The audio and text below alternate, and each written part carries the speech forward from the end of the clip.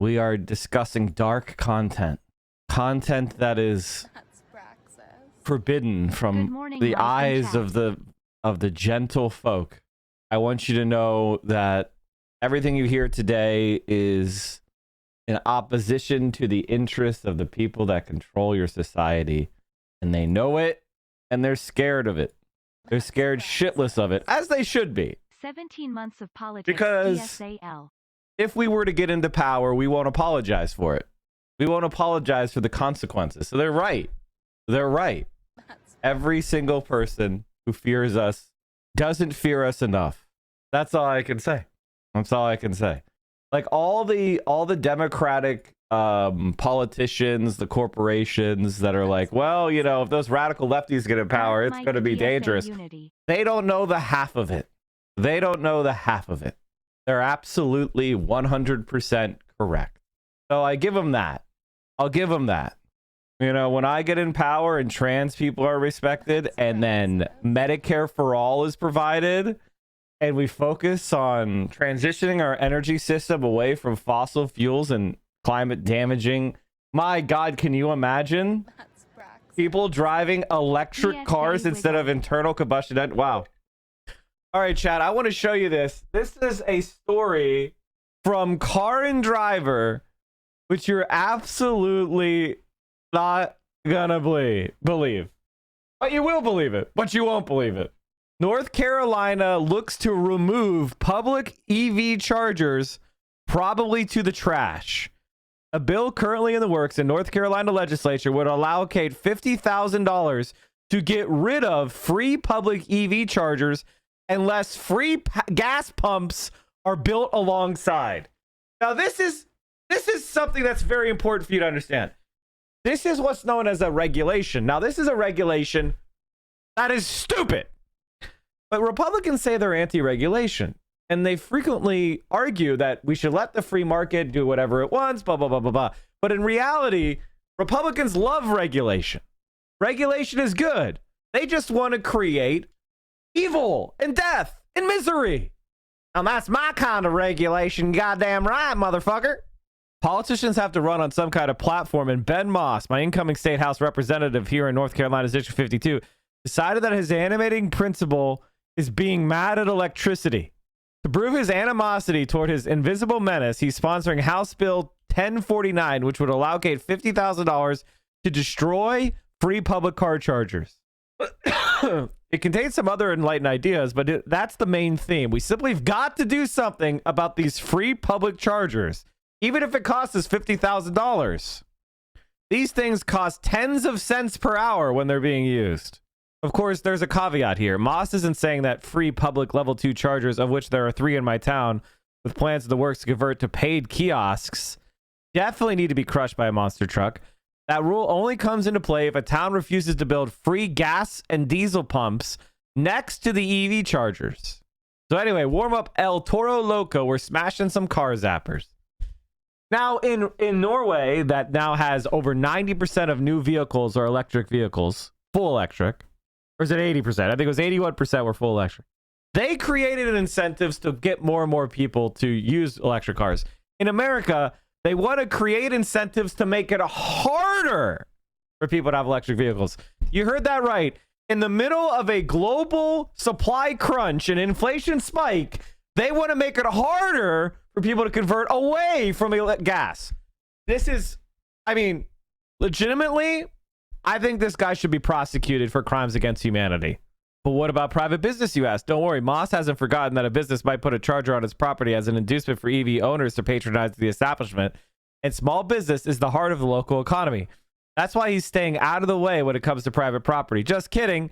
Ben Moss cares about the customers being harmed by these hypothetical free chargers, namely any customer who arrived via an internal combustion engine or on foot or in a sedan chair. Why is someone else gaining some advantage based on the decision they made? That's not how life works. Thus, House Bill 1049 decrees that all customer receipts will have to show what share of the bill went toward the charger out in the lot. That way, anyone who showed up to dinner in an F-150, not the electric one, can be mad that their jalapeno poppers helped pay for a business expense not directly related to them. It's the same way you demand to know how much Applebee spends to keep the lights on in its parking lot overnight when you're not there. Sure, this will be an accounting nightmare, but it'll all be worth it if you could prevent even one person from adding 16 miles of charge to a Nissan Leaf while eating a bloomin' onion.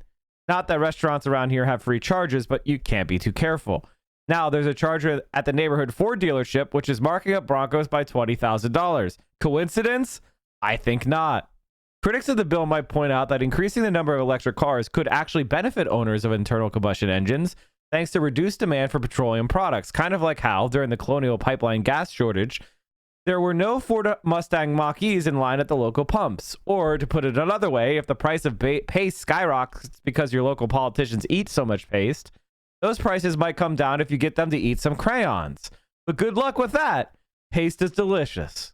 Electron heads, as I call them, also like to point out that electricity is generated domestically, so your transportation dollars are staying in the US rather than, say, going to Saudi Arabia. And if you really want to keep your money in your community, you can hire a local company to install solar panels and make your own electricity. District 52 includes numerous electricians and Duke electricity utility workers and solar installers, but no oil rig workers yet. Which brings me to another point that's not at all related, but I'll make it anyway. What we need in this area is more jobs, not more free public car chargers. And yes, electric car company VinFast is building a 2,000-acre factory just up the road that will employ 7,500 people, and Toyota is building a battery factory outside Greensboro that will employ 1,750 people. But let's remember that House Bill 1049 will also create a job for the person who goes around and rips out the free public chargers. Until that's done, which will probably be the better part of a week. And in fact, we would create even more jobs if we extended this philosophy to other public facilities that not everybody uses. Why should there be a library when I don't like books? Why are there schools? I'm not a kid. Don't get me started on all those roads that go to places I've never been and all those town fire trucks that haven't come to my house except for that one time. Maybe we don't tear down all that stuff just as long as we can instill the general feeling that someone else is getting away with something. I don't know about you, but I'm feeling it already. When Car and Driver magazine is to the left of American politicians. Hey, Chad, by the way, the Lambo Huracan really hits the sweet spot. This is the perfect road and track compromise, in case you were wondering, you know. Hey, Chad, I'm trying to save up for one of these. Can you please gift me some subs? Only 300,000 subs away before I can get one of these. All right, let's at least have fun. While I figure this out, some people are starting to agree that Biden shouldn't run. And let me tell you this. This is openly being discussed on MSNBC, which means it's happening in the corridors of the DNC. People are thinking Biden shouldn't run. But here's the thing. If you replace Biden with Harris or you replace Biden with Buttigieg, worthless. Same shit. It's not a personality flaw that's causing Biden to lose. It's his policies, man. Massive human rights violation. What we have going on is a massive human rights violation in our country, and he's not responding to that level. As many Democrats plead for a fighter, President Biden is pointing out the limits of his power. I'm just stating a basic fundamental notion. The fastest way to restore Roe is to pass a national law codifying Roe. After signing an executive order on access to abortion medication and emergency contraception. If you want to change the circumstances for women and even little girls in this country, please go out and vote. But some Democrats who did vote in 2020 are frustrated with the administration's failure to push through their agenda, pass the big-ticket legislation, and Biden's own reluctance or inability to use the bully pulpit to change people's minds. Democrats don't fight hard enough for nothing. Like right now, we might as well be in a recession, and they're not even trying to fight to help or nothing. And Biden, to me, he's just talking circles. Biden was elected to restore competency and stability to Washington after Donald Trump. But his job approval trails other recent presidents, including Trump, at this point in the election cycle.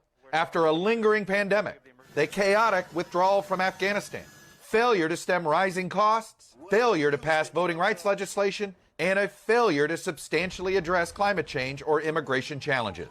Has the Biden administration done a good job handling the border? They haven't done enough, no. Whispers that Biden's age and leadership style make him ill-suited to run again in 2024 have gone very public. If he served out a second term, he would be 86 years old.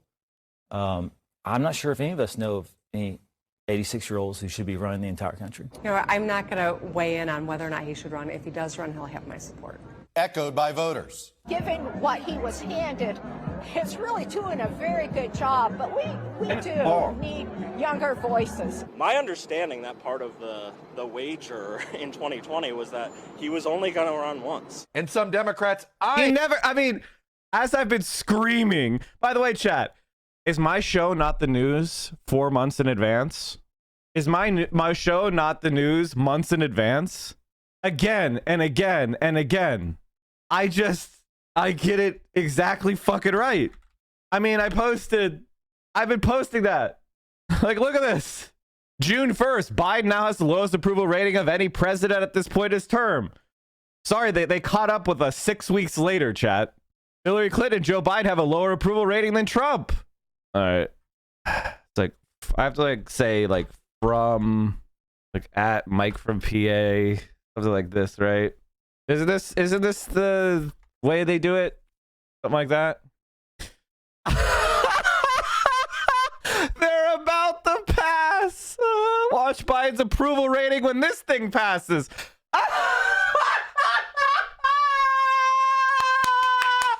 I go ahead and like this one. Just go ahead and like this one. Holy shit, Hutch, political genius. Poor Hutch, I wasn't even searching for him. Here's the fixed search. Okay, thank you. Oh, okay, you don't have to do the at Mike. January 12th. This was 7 months ago. Who would have thought spending a year doing absolutely nothing but kowtow to Republicans and centrists would result in being 20 points underwater for your approval rating? January 12th. January 12th. Again, that is, I mean, the analysis here, I'm sorry to say, is literally the best. I wish it weren't true. I do. I really wish it wasn't true, because nothing I'm saying right now is requiring deep political policy knowledge. This shit has been obvious for 10 fucking years now. Did you see this? Yeah, it's over. Russia is going to win the war, and the West has been cracked. If Europe and America together can't defeat Russia, it's fucking over, man.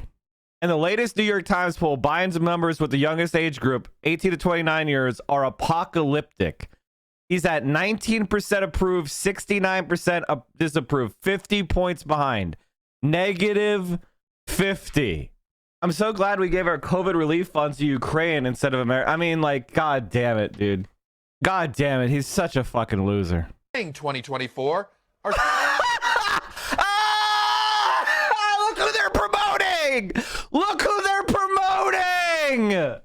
Gavin Newsom wouldn't pass a vibe check. I mean, what's the place with the most sus vibes? A strip club? What's the sussiest vibe place? Hillary Clinton Jr. would radicalize. I mean, there would be 1,000 militias bloom if she ran. Also, neoliberal. Isn't she a health insurance lobbyist? Like, wasn't that her job?